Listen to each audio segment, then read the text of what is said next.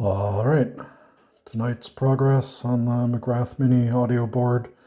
As you can see, I got the 4 control switches wired in.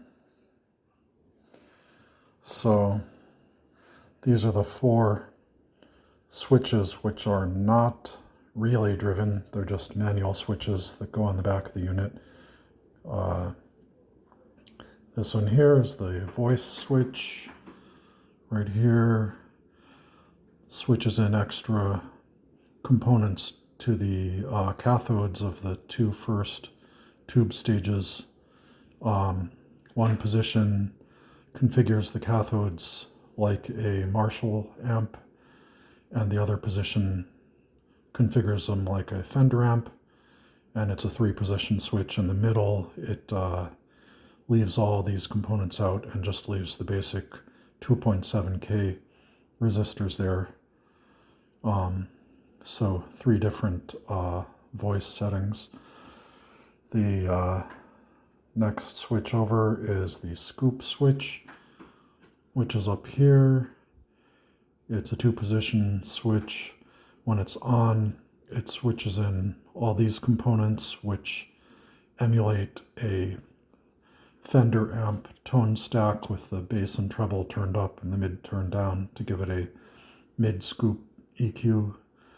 And when it's switched out, it's a flat EQ, just runs through this 22 nanofarad capacitor without any frequency shaping.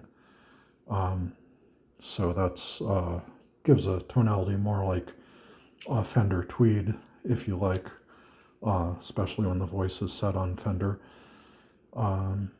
This is, of course, the early EQ before the distortion stage. Next switch is the bright switch. That simply switches this 120 puff capacitor into the first gain pot here, which corresponds to the volume pot on a Fender amp. And then the final switch is the cold switch or coldness switch, which is the only one that doesn't correspond to the input section. It's over here in the Marshall gain stage section, the M section, and it switches different levels of resistance into the cathode of this first triode stage here, which is called a cold clipper. And so it gives 2 cold clipping levels, 10K and 39K. And then there's a 3rd position which gives 2K, which takes it pretty much out of the realm of cold clipping and just makes it a regular gain stage. So those are the 4 switches. Got them wired in. Here's what the backside looks like at this point.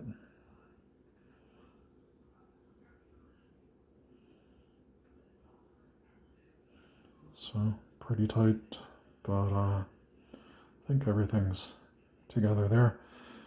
Be real tricky if I've made any errors to debug them on this tight little board, but hopefully I haven't made errors. We'll be finding out pretty soon at this point. Just got to hook up the jacks, the input jack and the effects loop jacks, and then all the pots along the front here. And then it'll be just about ready to give it the first audio test. So that's where we are for now. Boop.